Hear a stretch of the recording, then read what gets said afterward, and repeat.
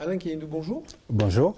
Vous êtes de l'Université Bordeaux-Montaigne, chaire de l'UNESCO, et on va parler de francophonie numérique. Alors, déjà, la francophonie numérique, qu'est-ce que ça veut dire? Alors déjà, avant de comprendre la francophonie, il faut dire s'arrêter sur la francophonie numérique, il faut dire s'arrêter sur le mot francophonie. La francophonie, donc c'est un espace qui regroupe tous les peuples qui ont en commun la langue française en fait. Donc c'est un certain nombre d'États, 58 gouvernements actuellement qui sont membres de la francophonie. Au sommet de Kinshasa, il a été décidé de mettre en place une stratégie numérique pour la francophonie, un certain nombre d'actions ont été mises en place, des expériences dégagées. Et maintenant, on en est au bilan de la francophonie numérique, d'où le rapport qui vient d'être publié sur l'état de la francophonie numérique 2018, avec donc la participation de la chaire UNESCO de Bordeaux. Alors ça touche l'éducation, ça touche les pratiques, ça touche la société en général? Alors, cette francophonie numérique, le numérique est souvent en lien avec le développement, donc avec l'atteinte des objectifs du développement durable. Ça touche tous les domaines, mais dans ce rapport, nous avons mis un accent particulier sur les infrastructures, donc l'évolution dans le domaine de l'appropriation des infrastructures, mais également l'évolution dans le domaine des usages. Et ces usages, bien entendu, touchent aussi bien à l'éducation, à la santé qu'à l'éradication de la pauvreté, entre autres. Alors ça touche les institutions, mais ça touche aussi les populations de manière individuelle? Ça touche les institutions. La francophonie numérique regroupe un certain nombre d'institutions, mais les actions qui sont mises en place sont destinées aux particuliers, aux associations, aux organisations, au gouvernement. Donc ça touche tous les acteurs, aussi bien de la société civile que de la société, que les acteurs politiques en fait. Donc depuis ces accords, est-ce que ça progresse dans le bon sens? Est-ce qu'il y a des actions qui ne fonctionnent pas, d'autres qui évoluent dans le bon sens? Alors, c'est assez hétérogène dans la mesure où la francophonie n'est pas homogène non plus. Il y a beaucoup de disparités. On a beaucoup de pays qui sont moins avancés et on a des pays développés dans la francophonie. Il y a des pays qui ont mis en place des politiques intéressantes et d'autres qui n'ont pas suivi. Donc les résultats sont mitigés, sont variés, mais en règle générale, on constate qu'il y a des progrès de façon générale. On a un gain de vitesse en termes de débit d'accès à Internet dans la plupart des pays qui sont liés donc à l'évolution, qui est liée à l'évolution de la technologie. On a une baisse générale des prix qui souvent est liée au fait que dans ces pays ont été installés ce qu'on appelle des points d'échange Internet qui ont contribué à baisser les prix. Et on a le développement d'un certain nombre d'outils qui sont adaptés même aux populations les moins favorisées. Alors les outils, c'est du type de tiers-lieux, des lieux de communication, c'est quoi exactement les outils? Alors les outils, il y a des dispositifs de partage, des espaces de partage qui ont été créés un petit peu partout, comme les Fab Lab. Le Fab Lab, on a évoqué Bantu Lab, Yeko Lab, Waga Lab, il y en a partout. On essaie de démocratiser un petit peu ces pratiques technologiques, mais il y a aussi des outils qui ne dépendent pas de la francophonie. Il y a le téléphone portable qui a connu un bond énorme, surtout dans les pays de développement, où on constate des taux d'abonnement énormes. Certains pays comme le Gabon, on arrive à atteindre 200% de taux d'abonnement, et c'est des pays où les gens ont un portable, deux portables, ou un portable avec plusieurs SIM, donc ce qui constitue un outil de communication important et qui contribue fortement à la lutte contre la pauvreté. Alors le paradoxe, je crois qu'on en parlait même au Maroc, on a fait un séminaire avec des enseignants marocains qui disaient que dans le sud marocain, la priorité n'était pas forcément numérique, puisque des fois il y avait des zones où il n'y avait même pas d'électricité. Donc c'était d'abord avoir l'électricité et ensuite passer au numérique. Est-ce que c'est le cas aussi? Est-ce que ce constat est fait dans votre rapport? Alors ça, c'est un débat. Moi, j'ai toujours une position tranchée là-dessus.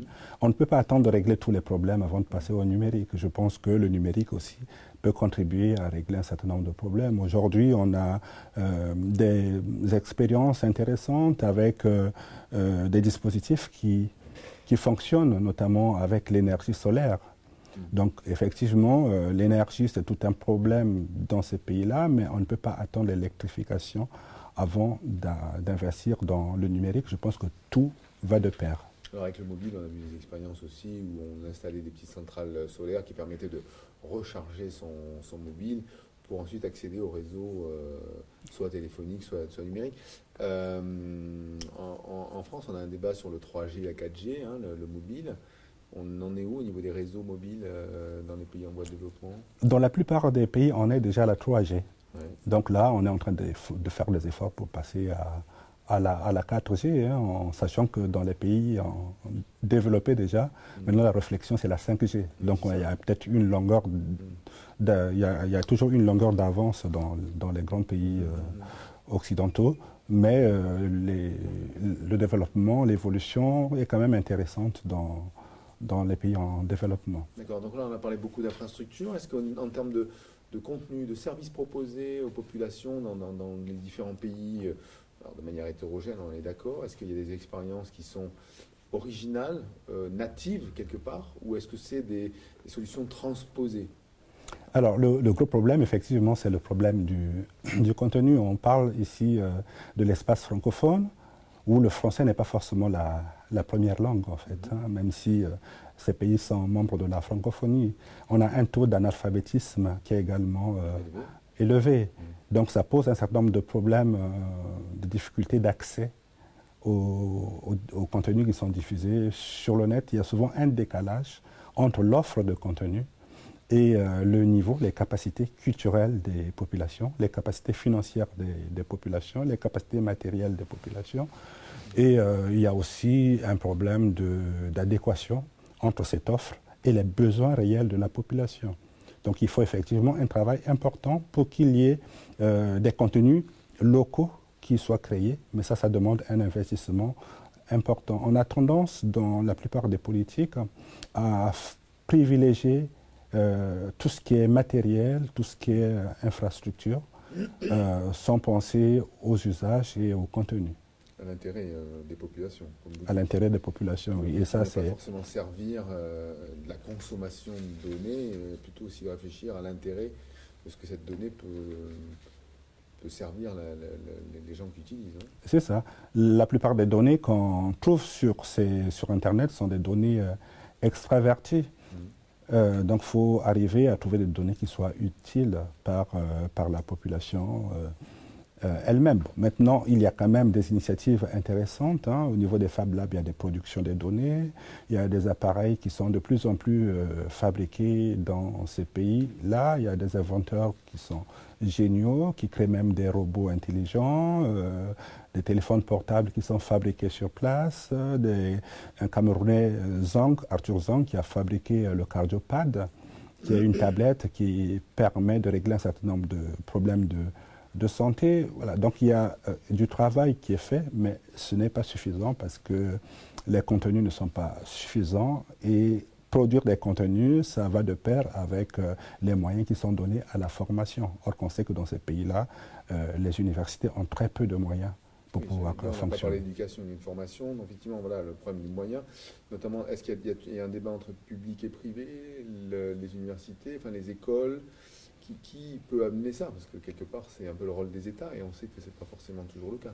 Oui, ce n'est pas toujours le cas, mais je pense que là, il y a une forte dynamique au niveau de la société civile qui a compris qu'on ne peut pas tout attendre de l'État. Et donc on se débrouille.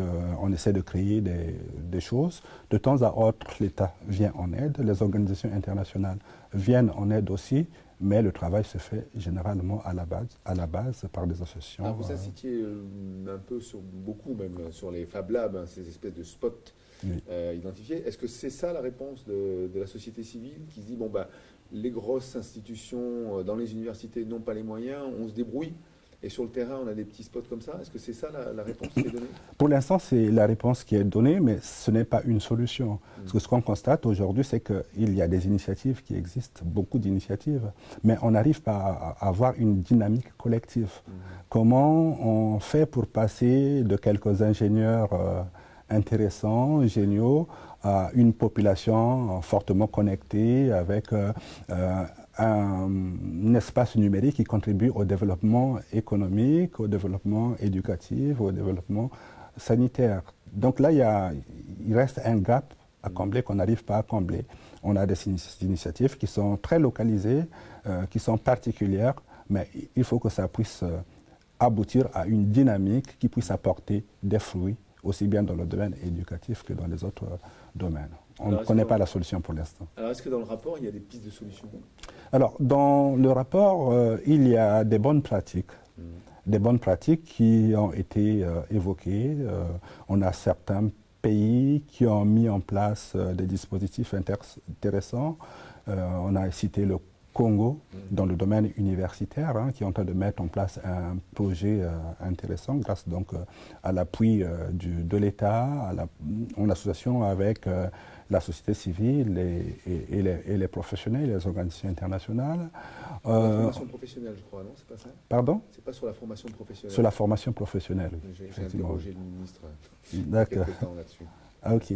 Et aussi, on a cité aussi l'exemple du Maroc, qui est en train de mettre en place un plan intéressant qui permet de relier 80 établissements universitaires pour avoir du haut débit dans toutes les universités et favoriser des échanges de données interuniversitaires. Et ça aussi, c'est quelque chose d'intéressant. Voilà. Donc, on a des bonnes pratiques comme ça qui ont été citées, il y en a plusieurs, et on espère que les autres pays aussi suivront, les autres universités suivront. Le but, l'objectif de ce genre de rapport, c'est pas de critiquer, mais c'est de montrer qu'il y a des choses qui peuvent être faites, qu'il y a des bonnes pratiques dont les autres aussi peuvent s'inspirer. Est-ce qu'il y a un échange, est-ce qu'il y a un principe de vase communicant entre les pays de la francophonie? Est-ce qu'il y a un véritablement échange ou c'est chacun essaie de se débrouiller et on fait un constat parce qu'on est dans un même groupe, quelque part linguistique? C'est quoi votre sentiment? Alors, j'ai déjà posé la question. Officiellement, c'est oui.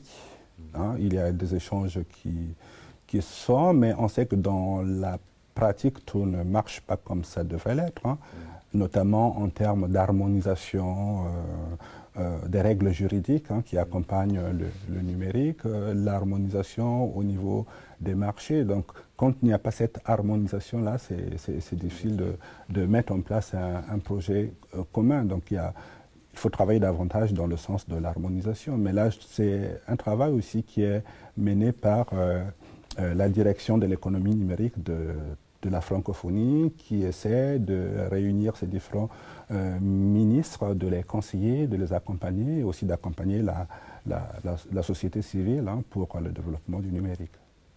Bien, merci beaucoup. Je vous remercie.